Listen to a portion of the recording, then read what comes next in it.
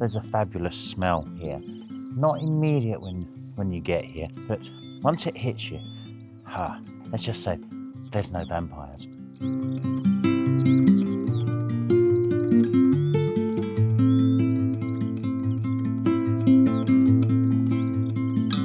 Well, you can see how close to the road I am. This is a lovely secluded little spot in the depths of Norfolk. Found it a couple of years ago. There's a lot of wild garlic here and some bluebells. Bluebells aren't really out yet. In fact, a lot of the wild garlic isn't out yet. I'm managing to get some lovely isolation here, and a great shot of this one just there.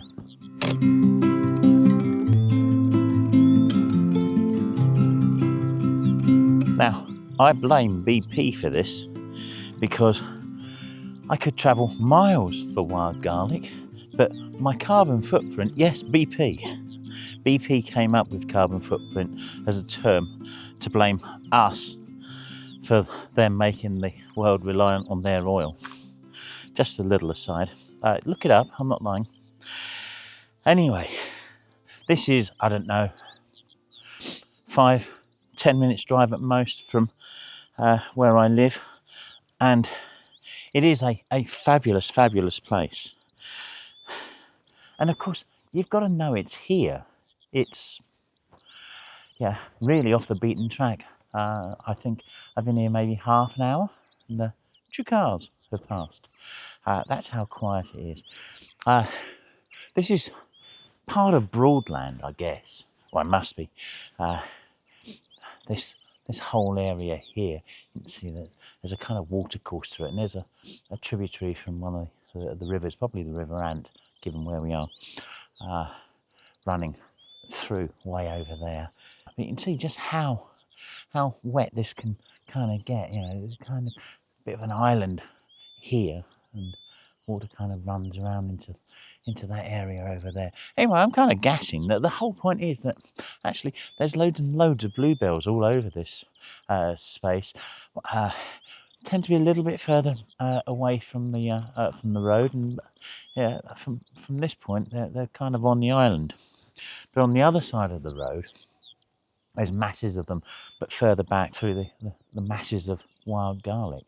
So the gear that I've got with me today, my Olympus EM1 Mark II, 60mm macro lens, the K&F Tripod with the magic sprouting invertible arms, my own macro photography camera grip inversion invention thing, and providing a bit of light, I've got the 5-array MC20, which is connected to a magic arm. If you're at all into macro, I thoroughly recommend you buy the parts to make this, because hell, it makes things so simple.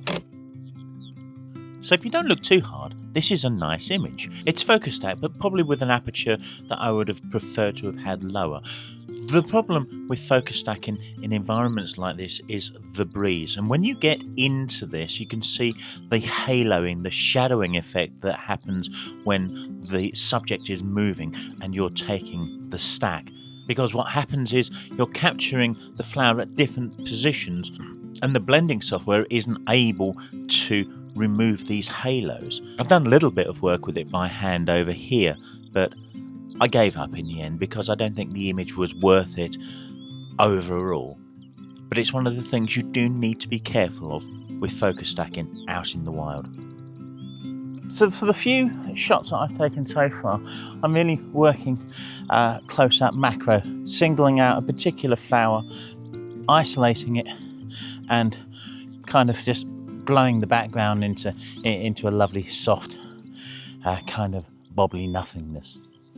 If you're enjoying the video, please click the like button, subscribe if you haven't already, and maybe even join the channel. Channel members get extra videos every week. Heck, you could even buy me a coffee. Now the sun keeps ducking in and out from behind the clouds. It's coming in from behind this tree right now. It's creating some lovely night, but it's also fleeting. the one big problem with this rig here is that any movement takes 5, 6, 8 seconds to kind of stabilize and stop wobbling. So obviously I'm using a cable release with it, and I can't pretend it's perfect because there's a huge amount of wobble on it, but by the same token, when you're carrying gear that is kind of positionable like this, I can't think how you might make it so that it doesn't wobble, because there's so many moving parts. There's joints that have got to slide and twist and turn and lock and everything, and when all said and done, it's upside down. So I can't see how you would manufacture this in a different way to take that wobble out, and if you did, that would probably cost a great deal more than I could possibly afford. Not that I'm pretending, of course, that a lot of this gear hasn't been sent to me, and I'm in a very privileged position of being able to make these videos as an international YouTube celebrity.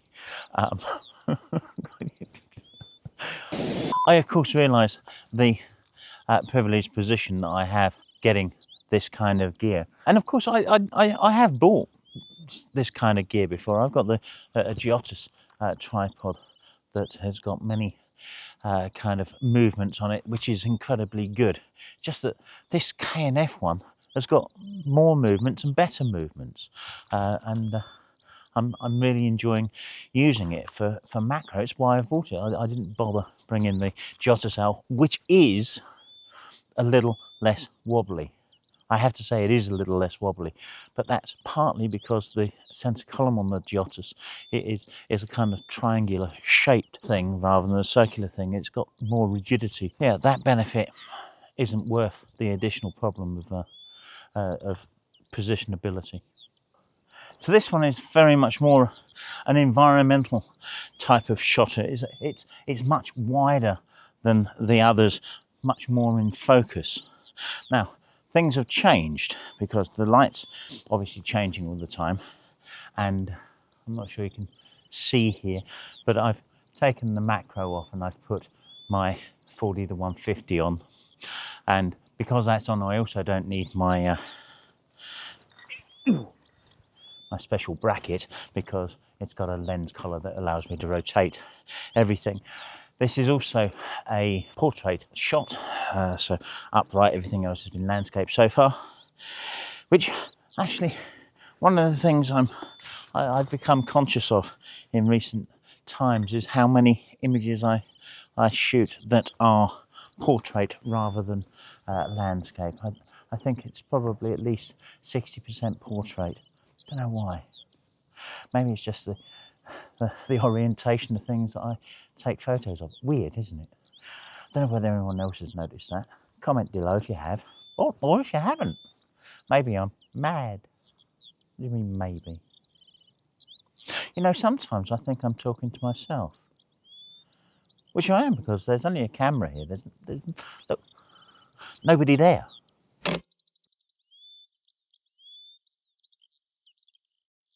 And another significant change is I took the light off, not because I didn't want to use it anymore, but because this is only got a 40-minute run time on its highest setting, and because I'm out in the bright environment like this, I've had to be using it on its brightest setting, because otherwise it made no odds at all.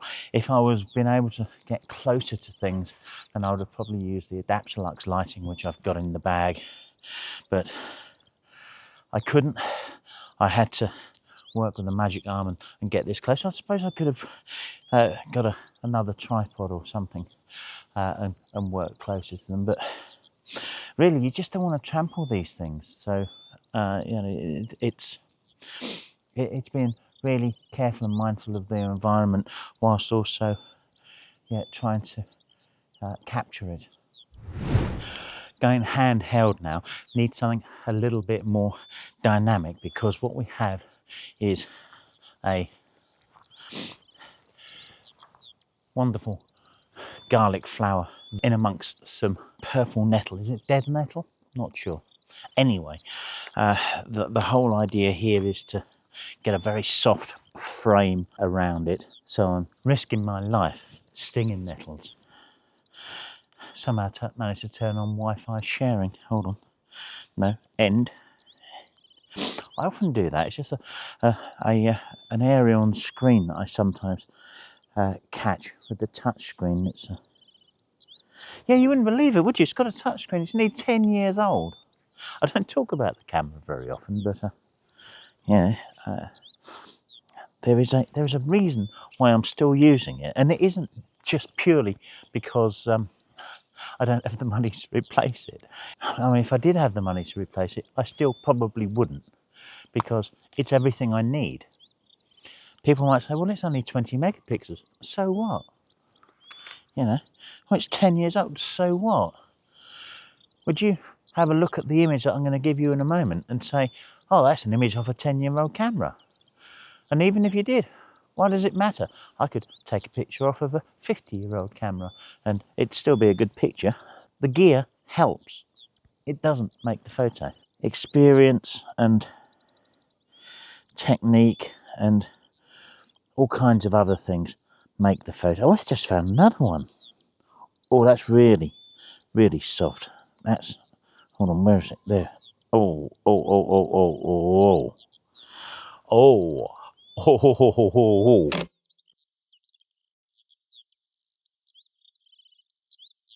That one's right the way back over there. Hadn't seen that one before. Problem is, when you're zooming right in with the lens, it's sometimes really difficult to find them. There it is. A few moments later. Oh, nice. Nice, look. Oh, it's gone. Let's try again. Look.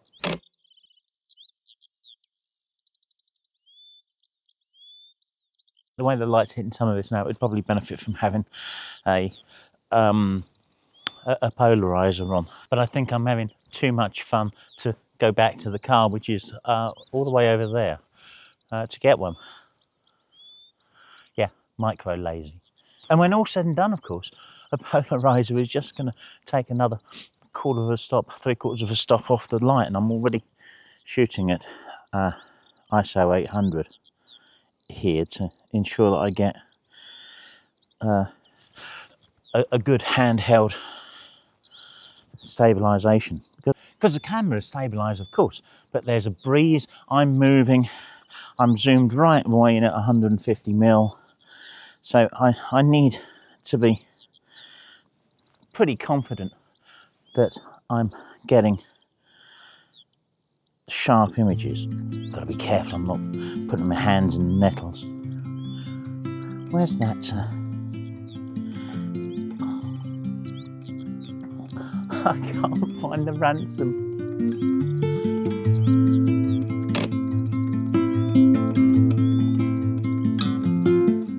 I ended up with quite a few variations of this image.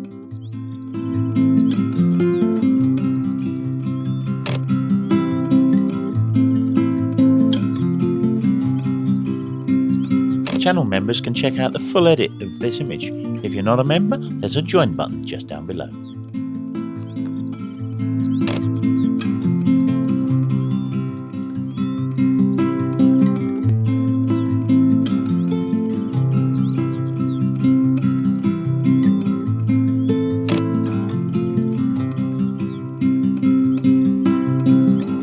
It's soft, dreamy Bluebells next week and a full explanation of how I get these soft, dreamy looks. Don't forget to subscribe and hit the bell if you want to see that. Cheers, take care.